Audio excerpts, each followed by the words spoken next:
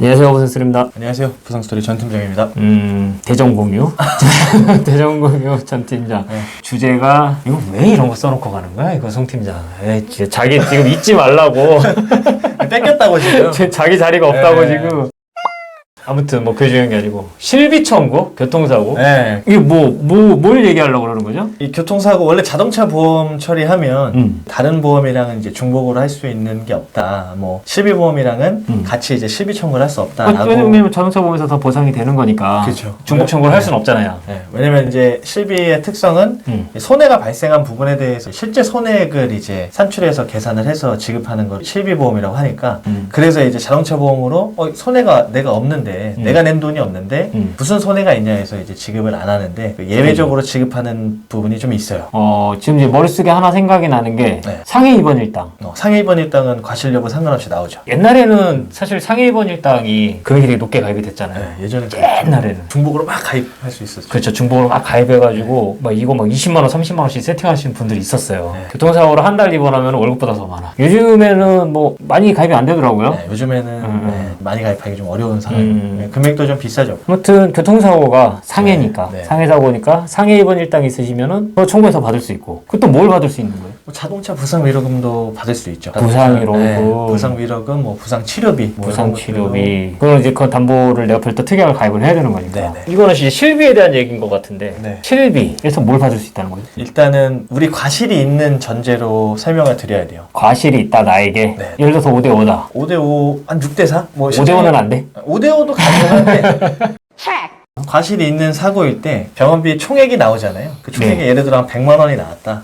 그러면 100만 원에서 우리가 5대5 과실일 때 과실 상계된 그 금액을 우리 보험회사에서는 공제됐다고 표현을 하거든요. 과실 상계된 금액을 자동차 보험에서 공제됐다. 그 금액을 제외하고 이제 합의금에서 나갈 금액을 우리 과실만큼 빼고 우리 보험사에서 우리한테 지급을 해주니까 그렇죠. 보험사한테서 나한테 치료비를 100만 원을 지급을 했는데 네.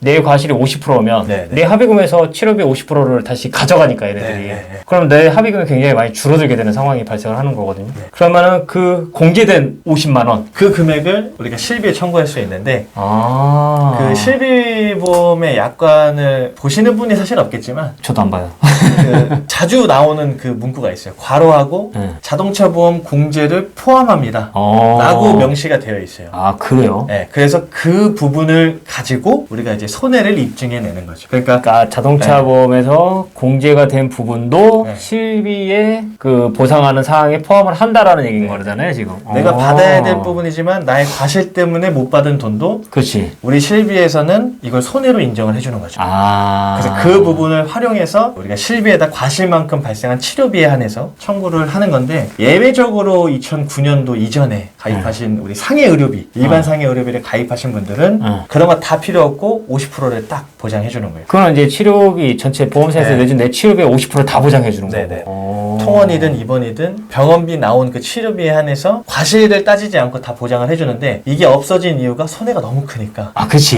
교통사고 나면 통원만 해도 계속 실비에 청구하면 그게 계속 이렇게 올라가요. 그러니까. 그래서 상해 의료비는 대부분 아시는데 우리가 가입한 실비가 몇 년도에 가입했냐에 따라서 이제 40%를 주냐, 80%를 주냐 이렇게 나눠지기도 하고 있어요. 그래서 이 부분은 사실 대부분 잘 모르셔가지고 청구를 못 하시는 분들이 굉장히 많아요. 어떻게 청구해야 되는지도 잘 모르시고 놓치고 있는 보험금이 굉장히 있으시죠. 좋아요. 그럼 그런 게 다 있고. 그럼 청구를 어떻게 해야 되는 거예요? 그걸 알려줘야지. 일단은 대인에서 이제 발생하는 지급결의서가 있어요. 우리 상대보험사 이제 담당자한테 지급결의서를 발급을 해달라고 하면 그쵸. 돼요. 그럼 거기에 나한테 치료비가 이제 얼마가 나갔는지 뭐 이런 것들이 다 적혀 있잖아요. 합의가 끝난 시점에서 뭐 빠르면 한 달 정도, 한 달 반 정도 또는 2달에서 3달 정도 이제 정산하는 시간이 좀 있다 보니까 병원비가 이제 올라오는 시간들이 필요하니까. 올라왔다 줬다가 이제 지급이 완료되는 시기가 있다 보니까 합의가 종료된 시점에서 이제 한 2, 3개월 정도 뒤에 담당자한테 지급결의서 요청하실 때 내가 병원비 치료 받았던 거 입원 며칠, 통원 며칠, 얼마 이 금액이 나올 수 있게끔 이제 요청을 하시고 과실이 일단은 보여야 되잖아요. 병원비가 얼마인지는 제가 이제 지급결의서를 봤으니까 알 수 있는데 합의금 산출 내역서까지 같이 요청을 하시면 거기에 과실 비율이 몇 %다라고 딱 명시가 되어 있어요. 그렇지. 왜냐면 손해액을 다 공개를 해야 되니까 과실 비율까지 나와 있죠, 거기에는. 그러면 그 두 가지 서류를 내가 가입한 실비보험회사에 청구를 하면 지급을 안 해요. 지급을 해야 되는데 준 다음에 지급을 안 해요. 제가 이제 제 그냥 실무상 경험으로 보면 몰라서 지급을 못한다. 원칙상 안 된다. 손해가 없다. 손해액 산출이 안 된다. 그래서 이제 모르는 분들이 70%, 이제 아는데 모르는 척하는 분 30%라고 저는 생각을 해요. 이거를 청구했을 때 만약에 예 반갑습니다. 예 제가 그렇게 해서 산출해가지고 결제 올려서 내일모레 지급해드릴게요. 이렇게 하는 분들은 제가 수백 수천 건을 청구를 해봤지만 단 한 분도 안 계셨어요. 아 그래요? 네. 오. 1주, 2주, 3주 가시는 분들도 계시고 소액건이거든요. 사실 과실 비율 그럼 얼마나 되겠어? 청구하다 보니까 되게 소액건인데도 불구하고 이게 이제 안 된다고 이제 생각을 하시는 거죠. 그래서 뭐 담당자 다른 분들이랑 상의해봐라. 뭐 상급자 처리했던 유경험자와 논의해봐라. 내부적인 검토를 다시 해봐라. 약간 몇 쪽에 뭐해 이렇게 다 보내줘도 애초에 청구할 때 저는 보내요. 이 너무 시간이 너무 아까워요. 막 계속 이걸 또 알려줘야 되고 하기가 좀 어려운데 그래서 이 서류를 가지고 청구하는 건 쉽다. 근데 받기가 어렵다. 네, 산출을 내야 되는 보상과 직원이 이해를 못해서 지급이 좀 지연되는 경우가 상당히 많다. 항상 그래. 보험은 들기는 쉬워. 받기가 어려운 거예요. 네, 진짜 어려운 점이 많아요.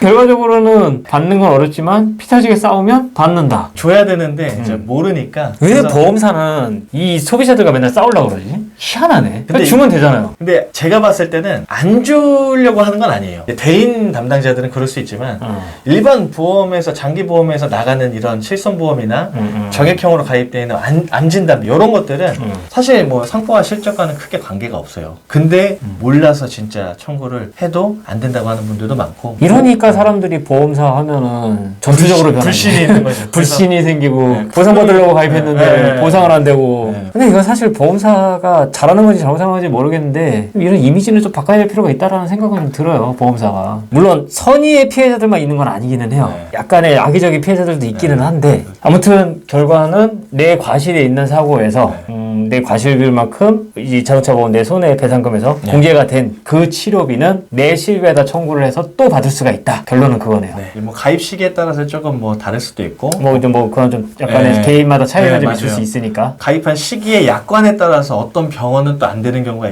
가끔가다 있긴 한데 통상적으로 제가 업무하다 보면 그런 케이스는 한두 건 정도밖에 없었고 거의 대부분 다 지급이 이루어집니다. 근데 문제는 이제 40%짜리가 아니라 80%짜리인데 겨우겨우 설득을 해서 알려줬어요. 근데 40%만 지급하는 경우도 있고 끝까지 확인을 잘 해봐야겠네요. 네.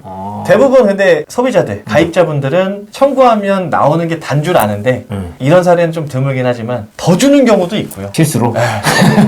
5만 원 더 붙인다거나 아니면 애초에 그 가입한 금액 자체가 뭐 5만 원인데 뭐 6만 원, 7만 원으로 계산해서 더 나오는 경우도 있고 그리고 이제 적게 나오는 경우가 굉장히 많아요. 이건 거의 100% 실수예요.